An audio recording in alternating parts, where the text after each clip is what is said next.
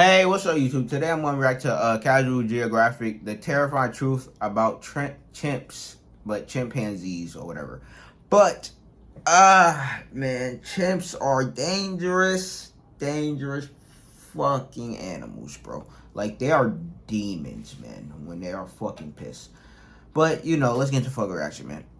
One of the world's scariest What's so animals terrifying just got a whole lot scarier. about these and Planet of chimps? the Apes is slowly becoming non-fiction. Because apparently chimpanzees are out here murking gorillas. What? Scientists in 2021 witnessed a troop of chimpanzees basically jumping a family of gorillas. Okay. And when I say gang, we're talking about almost 30 chimps pressing a family of 5.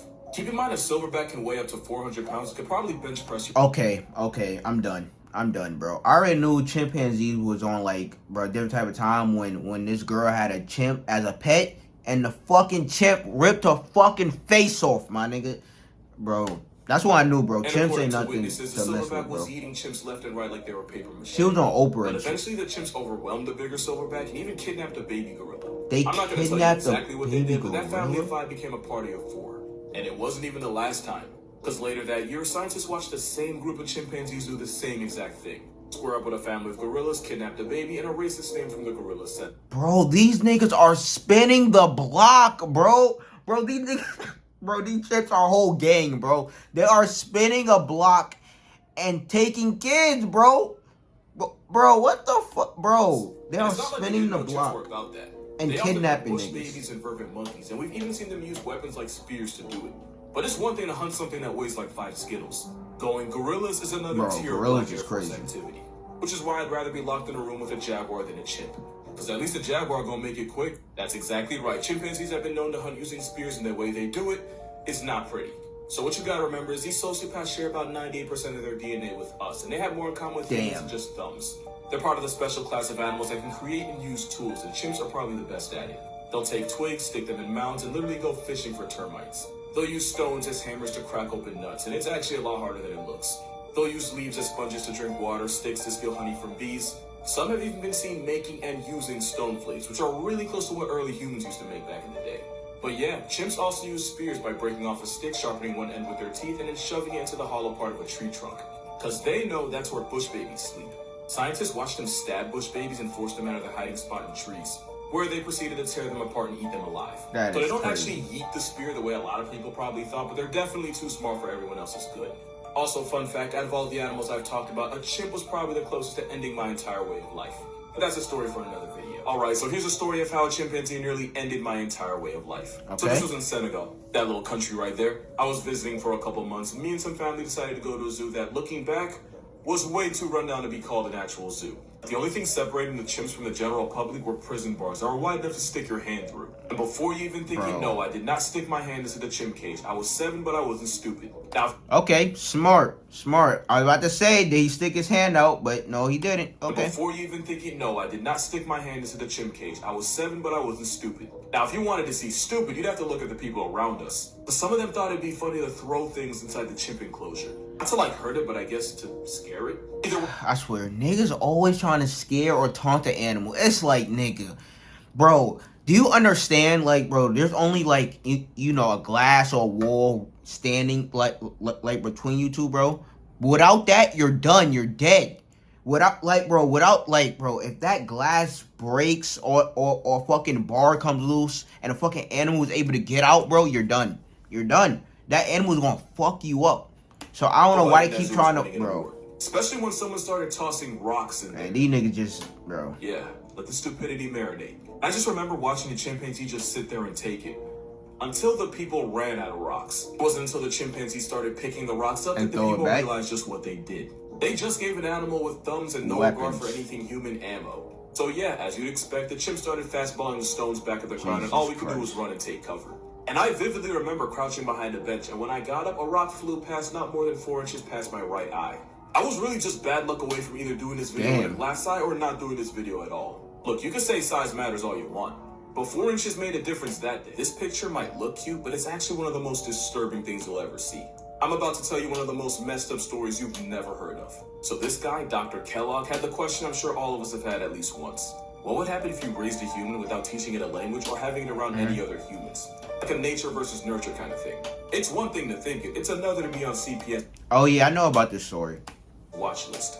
So this guy had a human son, Donald, that he raised with a female chimpanzee he adopted named Wa. And then it's like the baby start adopting the fucking chimpanzee, tactics and shit. Start acting like more monkey-like instead of human. So he treated 10-month-old Donald and 7-month-old Gua the same in ways that would have had CPS, PETA, and the Geneva Convention pulling up. The experiment was weird. He would tap on both of their heads with a spoon just to hear the differences in the sound of their skulls. He would purposely make loud noises and provoke them just to see who would react first. At one point, he even spun Donald around on a high chair until he started crying. It got really dark really fast, especially when the human Donald started acting like his surrogate chimp sister, walking on all fours, being overly aggressive, and even biting people. It's a shame the Pikachu meme didn't exist back then. Donald would bark like Wall when he wanted food and refused to walk on 2 feet even though he could. Eventually, the man who somehow graduated with a doctorate in psychology from Columbia realized that he was ruining his son. So he called the experiment off. The chimpanzee that they treated like a daughter and was part of their family, they packed her up and sent her away to be part of another experiment. But she was unalived by pneumonia a few months later. As for Donald, he grew to be an adult and eventually became a doctor, until he deleted himself at the age of 42. And to add insult to whatever seasoned hell this was supposed to be, if you go over to Dr. Kellogg's Wikipedia, he was described as a guy who had no tolerance for those who were unethical. Moral of this video, Thanos should start a GoFundMe. I'm starting to think he was onto something. Some stories just make you want to go off the grid and avoid humanity completely. And while that may not be an option for you, with NordVPN, your internet can. Yeah, not my best transition. I'll be better. NordVPN creates encrypted tunnels for your data and I respect it. Malware. I respect the grind. I respect it. Here's why you should never give a chimpanzee Xanax. Sounds like common sense, but apparently it's not that common. Travis was a 13-year-old, 200-pound walking life lesson that lived with his owners in Stamford, Connecticut. He spent his entire life around people and was basically treated as one of them. He would do things like use the family computer, watch baseball on TV. He knew how to open doors with keys, and sometimes he'd drink wine out of a glass after a long day. Everyone knew him. He would even greet police officers whenever he would see them around in the neighborhood. I want you to remember that for later. Travis even drove a car, and he did it more than once. It's like if this dude was an actual member. And what would happen? Who remember this nigga? Drove a car. He's from the fucking like what's it called? Wild Thornberries, bro. Fire show, by the way. And what would happen in 2009 wasn't out of nowhere. The red flags were there. He once climbed out of his owner's car and held up traffic for hours looking for a man that threw an empty bottle at the car. And there was one incident where Travis bit a woman's hand and tried to drag her into a car. But none of that was as bad as 09.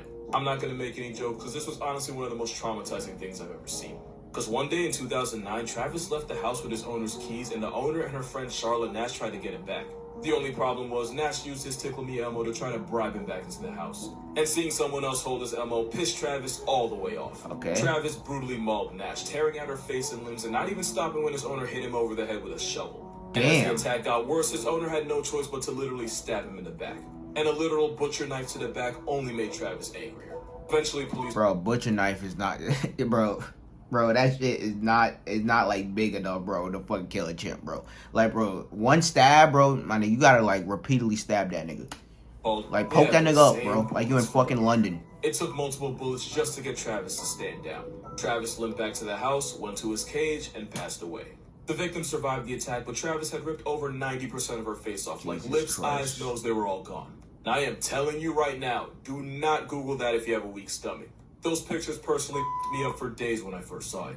At the time, we didn't really know what set Travis off. Some sources said it was because Charlotte Nash was holding his Elmo. Others say it was because Nash had a different hairstyle that day and that freaked him out. But a toxicology report confirmed that Travis the chimpanzee had Xanax-laced tea the day of the attack. Travis's owner obviously got sued, but then she died of an aneurysm just a year later. It was just bad for everyone involved. Xanax-laced tea? Like, that is crazy. The chimpanzee never went crazy. The chimp just went chimp. This man was attacked by an animal with a name that might just get me canceled. This is the work of Trompiculidae. But they're also known as guidelines, you better not homie, chiggers. A word that sounds like it has the potential to offend multiple ethnicities. Not to be confused with a species of parasitic flea known as jiggers. And honestly, I don't know what sounds worse. Chiggers, or chiggas, which is apparently less offensive, is a type of mite found all throughout the world, but the most infamous ones are found in the southeastern US, Midwest, and Mexico. I low-key forgot the warning, so if you don't like bugs, this might not be the video for you. Because chiggas don't really bite. They'll actually just burrow themselves into your skin, make a little hole, and spit out enzymes that break down skin cells. This is exactly where the swelling and irritation comes from. The worst part is, you usually don't start itching until after the larvae falls off you. It's like you're not allowed to suffer until they're done with you. And once they are, they fall to the ground where they end up becoming their harmless adult forms. And normally the bumps they leave heal on their own. Also, the chiggas in North America usually don't carry disease. They're just really annoying to be around. But yeah, I can't tell you who named them, but I can tell you they did not have a good home life. And I feel like someone owes me reparations for making me say it. So somebody sent me this, and I actually think there's a right answer here. But first, I'm actually curious. Which one would you choose? Like, which one do you think you'd have the best shot with? Off rip, we can go ahead and eliminate the rhino. For a couple reasons. Yeah, bro, the rhino, you're done. In order to receive $37 million, you have to survive 37 minutes in one bedroom apartment, no windows or doors, with one of these guys. One bedroom apartment, no windows or doors, with one of these guys. Bro, who the a kimono dragon? But it's like, bro, that shit poisonous though. And that shit do move fast. So, damn. But bro, I don't want a fucking gorilla, bro. Bro, you have no chance, bro. That nigga's too big. And a one bedroom apartment, bro, you would not be able to go anywhere, bro, like at all. Like, bro, you wouldn't be able to jump, like dodge the nigga, nothing, bro. Like no windows or doors, like. I probably picked the kimono dragon, bro. Rhinos have really bad eyesight and even worse anxiety. Mostly because they have to share a zip code with animals that will literally eat them balls first. Life is multiple choice and rhinos consistently choose battery. So if this anxiety-riddled warhorse has a panic attack near you, you will be a chalk outline. The Komodo's an instant game over too. Because Komodos don't flatline their prey with bacteria the way we thought they did. This homicide gecko is actually venomous.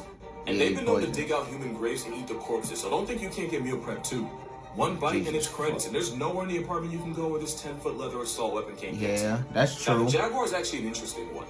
Jaguar attacks on people are really rare, and they're usually in self-defense. So you'd actually have a better chance of surviving in a room with a Jaguar as long as you don't provoke it or do anything to make him think you're food. However... But how the fuck you gonna do that and not think you food? Bro, the Jaguar will literally be stuck in there as same as you. So it's like, bro, would a Jaguar start being defensive if it's like stuck in a room? Like, I don't know, bro. Jags are solitary, and in a one-bedroom apartment, if that Jaguar feels like you're in its space, it could be lights out. See? Which is why your best shot is actually with the gorilla. Gorilla? They're a natural pacifist that won't waste the calories attacking something that they don't view as an immediate threat to them. So as long as you don't look him in the eye, or smile at him unless you're trying to be Harambe's roommate, your best chance at winning and, living is with the gorilla. I want to show y'all something. So I made a video on this, and a lot of people are commenting how they choose the Komodo, since all they'd have to do is climb a counter, just wait there for 37 minutes. Some even say they can manhandle the leather assault weapon if they needed to.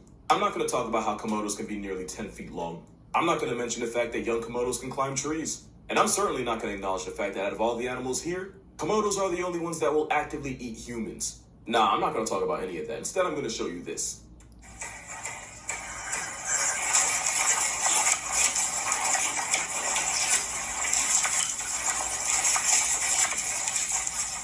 No further comment.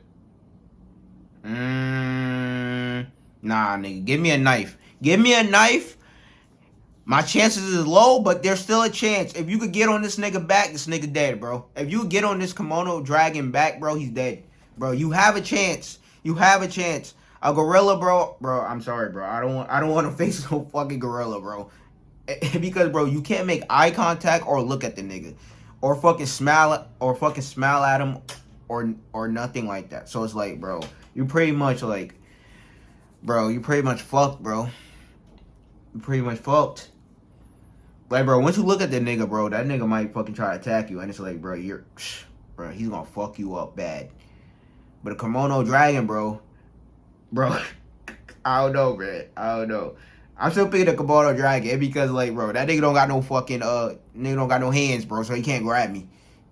He got claws and shit, but it's like, bro, as you just saw when he was facing the other kimono dragon, bro, he was using his fucking neck.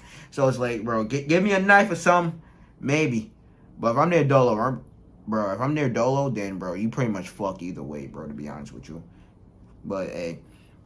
But another fucking great video from fucking, CasualGeographic. But, man, Chimps is fucking dangerous, man. They're fucking demons. They're demons. But, like, comment, subscribe. That's anything else you want to try to, down below in the comments. Check it out. And next one.